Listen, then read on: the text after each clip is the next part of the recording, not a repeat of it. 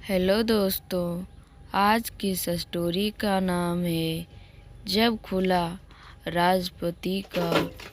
मेरा नाम शिवानी है, घर की बड़ी बेटी। मैं और मेरा भाई, बस हम दो ही हैं। मम्मी डैडी मेरे बहुत अच्छे हैं, मुझे बहुत सपोर्ट किया, जितना चाहा मुझे पढ़ाया। मैंने बीएड किया है, हमेशा से मुझे टीचर बनना है था। मुझे बच्चे अच्छे लगते हैं, परिवार और अपने सपने के बीच मुझे कभी प्यार में गिरने का समय ही नहीं मिला। मैंने शुरू से ही अरेंज मैरिज करना चाहती थी। मम्मी पापा जो भी मेरे लिए लड़का देखेंगे वही अच्छा होगा। अब मम्मी पापा ने मेरी शादी की तैयारियां तेज कर दी है। एक लड़का इस रविवार मुझे देखने आने वाला है। लड़के की तस्वीर उसके पहले आ गई थी, फिर ही मुझे किसी की तस्वीर दिखाते हैं। अब आज रविवार भी आ गया। मुझे लगा शायद वो भी रिजेक्ट हो गया होगा, इसलिए अभी तक मुझे लड़का दिखाया नहीं गया। मैं सोकर उठी तो मम्मी मेरे कमरे में आई, बोली बेटा लड़के वाले आने वाले हैं, तू तैयार हो जा।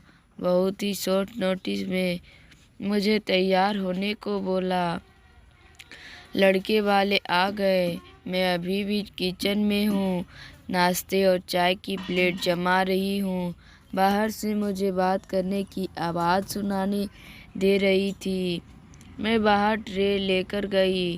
ट्रे रखकर मैंने सबसे पहले उसके मम्मी और पापा को नमस्ते किया। फिर मैंने उसकी तरफ देखा। सच बोलूं तो लड़का बहुत स्मार्ट था। सिंपल शर्ट और जीन्स में आया था, चेहरे पर एक मासूमियत थी। मैंने तो मन में हाँ कर दी थी, पर मेरा हाँ से क्या होता, उसे भी मैं पसंद आना चाहिए। फिर घर वालों ने बोला कि बेटा अकेले में कुछ बात करनी है तो कर लो। मैं उसे पसंद नहीं हूँ, इसलिए बात नहीं कर रहा। फिर मैंने ही चुप्पी तोड़ दी। पूछा आप क्या करते हैं? बोला मेरा नाम तो आपको पता होगा, नहीं भी तो मैं बता देता हूँ। मेरा नाम मयूर है, बिजनेस है प्रॉपर्टी का। अपने बारे में फिर बताने लगा। कुछ देर हमारी बात हुई, फिर बाहर से मम्मी की आवाज़ आ गई। बड़ों में बात हुई और रिश्ता तय हो गया। उसके घर वाले जल्द ही शादी करना चाहते थे।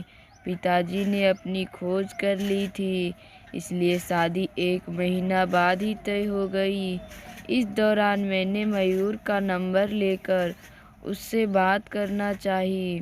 मुझे लगा कि थोड़े शर्मीले हैं, इसलिए मैंने ही पहले की करीब 1 महीने हमसे बात हुई। और प्यार वाली फीलिंग क्या होती है या मुझे पता चल गया।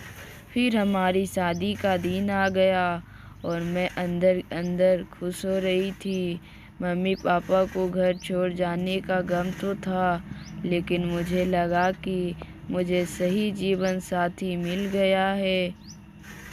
मैं थोड़ी घबराई हुई बैठी थी बेड पर। वो आए और मेरी तरफ देखा। मैंने भी हल्की सी स्माइल पास की। मयूर ने कुर्ता पहन रखा था। वो थोड़े घबराए लग रहे थे। मुझे लगा जैसे नर्वस हूँ, शायद वो भी इसी तरह होंगे। फिर मयूर आकर बोले कि बहुत थक गई होगी शायद, आज आराम कर लो। मुझे लगा वो भी थके हैं, इसलिए मैंने ज़्यादा सवाल जवाब नहीं किए।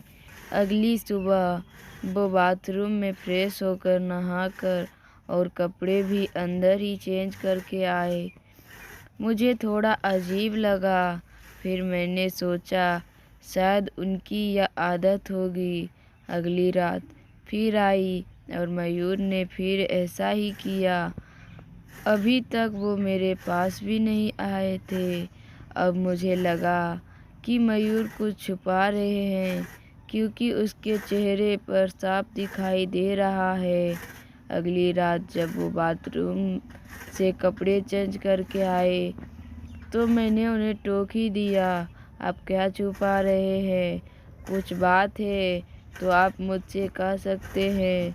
वो बोले, बात तो है, जल्दी तुम्हें पता चल ही जाएगी, पर तुम्हें शायद बुरा लगेगा।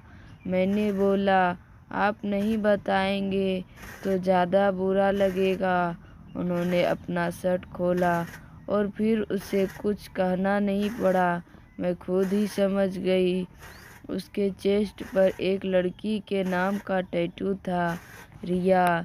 अब मैं चुप हो गई और चुपचाप बेड के साइड पर सो गई। वो मुझसे बात करने की कोशिश करना चाह रहे थे, लेकिन फिर भी बेड की दूसरी तरफ सो गए। अगले दिन मेरा मुंह उतरा हुआ था। मुझे इस बात का ज़्यादा दुख था कि उसने मुझसे यह बात छिपाई। हाँ, हमें कम समय मिला, लेकिन फिर भी इतना समय था कि वो मुझे बता सकते थे।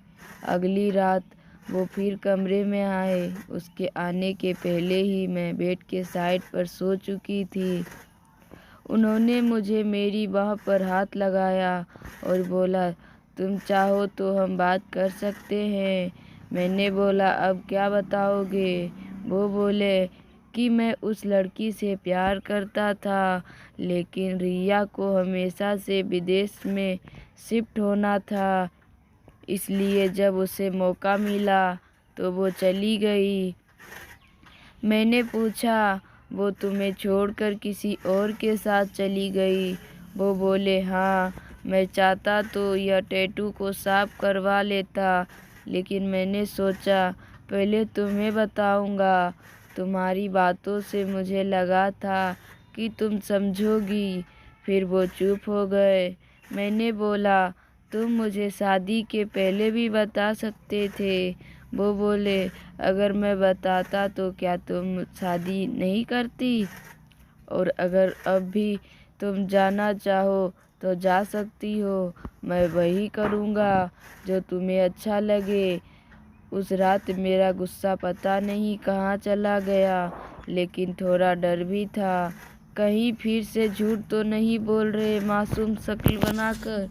मैंने कुछ जवाब नहीं दिया। लगभग 3 महीने तक हमारी बात नहीं हुई। मैं भी अपने पापा की तरह उनकी परीक्षा ले रही थी। फिर एक रात मैंने उससे पूछा, उस लड़की से ज़्यादा प्यार करोगे मुझे? वो बोले, वो तो उसी रात हो गया था जब तुमने सच सुनने के बाद मुझे माफ़ कर दिया था। मैंने बोला, कब बोला कि मैं माफ़ कर दिया? वो बोले, तो अब बोल दो। उनके मासूम शक्ल ने मुझे उसके गले लगने पर मजबूर कर दिया। मुझे सच में अच्छा पति मिला है। आखिर अच्छे लोगों के साथ अच्छा होता है, तभी इनको रिया नहीं मिली। धन्यवाद। अगर मेरी कहानी पसंद आए तो मेरे चैनल को सब्सक्राइब कीजिए और मेरे वीडियो को ज़्यादा से ज़्यादा शेयर कीजिए।